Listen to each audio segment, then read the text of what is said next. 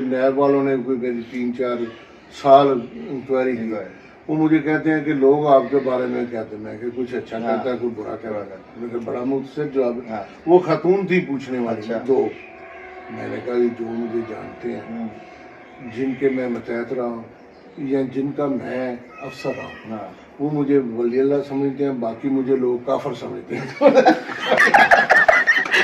उन्हें क्या बिल्कुल से यही अभी जो एक जुमले में सारी ये अभी इसी तरह ही है जो दुनिया ऐसी है वैसे दुनिया कोई किसी की ऐसे परवाह नहीं। और अल्लाह ने मना किया ਸਾਨੂੰ ਵੀਰ ਸਾਹਿਬ ਤੁਹਾਡੇ ਨਾਲ ਮੁਹੱਬਤ ਸੀ। ਦੇਖੋ ਤੁਹਾਡੇ ਘਰ ਆਏ ਹਾਂ ਤੇ ਅਸੀਂ ਕਿਹਾ ਜੀ ਵੀਰੇ ਸਾਹਿਬ ਮੁਲਾਕਾਤ ਕਰਨੀ ਹੈ ਤੇ ਇਹ ਤੁਹਾਡੇ ਇਹ ਦੇਖੋ ਨਾ ਕਿੰਨੀਆਂ ਗੱਲਾਂ ਨੇ, ਇਹਦੀ ਤੁਸੀਂ ਪੂਰੀ ਕਿਤਾਬਾਂ ਲਿਖ ਸਕਦੇ ਹੋ ਇਨਸ਼ਾਅੱਲਾ ਸਾਹਿਬ। ਉਹ ਤੇ ਮਤਲਬ ਕੁਛ ਵੀ ਨਹੀਂਗਾ, ਹਰ ਰੋਜ਼ ਦੀ ਬਿਲਕੁਲ ਸਾਡੀ ਯਾਨੀ ਕਲੋਨੀ ਦਾ ਪਤਾ ਨਹੀਂ ਹੁੰਦਾ ਕਿ ਕੀ ਹੋਇਆ, ਘੰਟੇ ਬਾਅਦ ਦੀ ਇੱਕ ਸਟੋਰੀ ਹੁੰਦੀ ਬਿਲਕੁਲ। ਹਾਂਜੀ, ਉਹਦੇ ਚ ਬਹੁਤ ਸਾਰੀਆਂ ਤਾਂ ਅਸੀਂ ਕੀਤੀਆਂ ਸੀ, ਕੁਝ ਹੈ ਬਹੁਤ ਜ਼ਿਆਦਾ ਨਹੀਂ, ਕੋਈ ਬਿਆਨ ਹੀ ਨਹੀਂ ਕੀਤੀਆਂ ਜਾ ਸਕਦੀਆਂ।